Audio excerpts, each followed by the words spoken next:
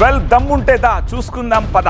సవాళ్లు ప్రతి సవాళ్లతోటి తెలంగాణ రాజకీయం హీట్ ఎక్కింది. ఫస్ట్ బ్రేకింగ్ తెలంగాణ నుంచి వస్తోంది. కాంగ్రెస్ ఇచ్చిన ఉద్యోగాలపై చేస్తోన్న అభివృద్ధిపై చర్చకు వచ్చే దమ్ముందా అన్న రేవంత్ సవాల్ని స్వీకరించారు కేటీఆర్. ఎస్ నాకు దమ్ముంది, చర్చించే ధైర్యం ఉంది, ప్లేస్ మీరు చెప్పినా సరే నన్ను చెప్పమన్నా సరే అంటూ ప్రతి సవాల్ విసిరారు కేటీఆర్. ఈ నెల 8న ప్రెస్ క్లబ్లో చర్చకు రావాలి అంటూ డెడ్ లైన్ పెట్టారు. మరోవైపు కేటీఆర్ ప్రతి సవాల్పై స్పందించారు మంత్రులు.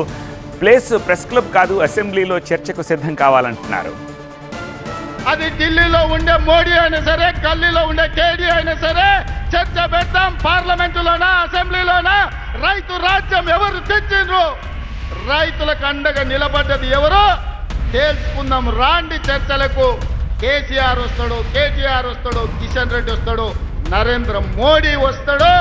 కాంగ్రెస్ పార్టీ కార్యకర్తలను తీసుకొని నేను వస్తా అని సూటిగా సవాలు విసురుతున్న మిత్రులారా. ముఖ్యమంత్రి రేవంత్ చేసిన ఈ సవాలుకు సై అన్నారు బీఆర్ఎస్ వర్కింగ్ ప్రెసిడెంట్ కేటీఆర్. ఎప్పుడైనా ఎక్కడైనా చర్చకు తానొస్తానన్నారు. ముఖ్యమంత్రి ముచ్చటపడుతుండు కాబట్టి ఇప్పుడైనా ఎప్పుడైనా ఎక్కడైనా మేము రెడీ చర్చకు. నేను ముఖ్యమంత్రి గారు పేరు తీసుకొని మరీ పిలిచిండు. కేసీఆర్ వస్తాడా కేటీఆర్ వస్తాడా రండి అన్నాడు. నీకు కేసీఆర్ అంత లేదు కానీ మేము చాలు నీకు. ప్లేస్ మమ్మల్నే చెప్పమన్నారు కాబట్టి ప్రెస్ క్లబ్ లో చర్చకు ప్రిపేర్ అయ్యి రావాలని రేవంత్ రెడ్డికి సూచించారు కేటీఆర్. ఊరు నీ ఇష్టం, ప్లేస్ నీ ఇష్టం, సమయం డేటు అన్ని నీ ఇష్టం. నేను రెడీ. మా పార్టీ తరఫున నీ సవాల్ను స్వీకరిస్తూ ఉన్నాం.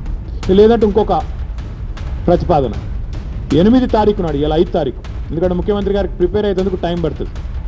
8 తారీఖు నాడు 11 గంటలకు మేమందరం వస్తాం. సోమాజిగూడ ప్రెస్ క్లబ్ రా, నీకు ఒక కుర్చీ చేసి పెడతాం. నీ కార్యకర్తలతో సహా వస్తావా, నీ ఎమ్మెల్యేలతో సహా వస్తావా, వాళ్ళు ఎంతమంది వస్తారో చెప్తే వాళ్ళకు కూడా ఇంతజాం చేస్తాం. ఛాయ్ బిస్కెట్ కూడా మా సోమాజిగూడ ప్రెస్ సోదరులను అడిగి అది కూడా ఏర్పాటు చేస్తాం. ప్రెస్ క్లబ్ లో చర్చలేంటి, అసెంబ్లీ వేదికగానే చర్చిద్దాం రమ్మన్నారు మంత్రి పొన్నం ప్రభాకర్. మీరు అక్కడ బహిరంగ చర్చకు పిలవడానికి అవకాశం కానీ అది సరి అయినటువంటి విధానం కాదు. నేను కేటీఆర్ గారికి చెప్తా ఉన్నాను, సవాల్ చేస్తూ ఉన్నాం. చర్చ బషీర్బాగ్ నుంచి శాసనసభకు మార్చండి. మా ముఖ్యమంత్రి గారు కోరినట్టుగా శాసనసభలో తెలంగాణ ప్రజలు లైవ్ చూడంగా ఈ చర్చ ఏం జరుగుతుందో చూసేటువంటి అవకాశం ఉంటుంది. తెలంగాణలో డెడ్ అయిన పార్టీ డెడ్ లైన్లు పెట్టి చర్చకు పిలవడం ఏంటంటూ కేటీఆర్ పై మండిపడ్డారు మంత్రి సీతక్క. అసెంబ్లీకి రమ్మంటే వీళ్ళు ప్రెస్ క్లబ్లలో అంటున్నారు.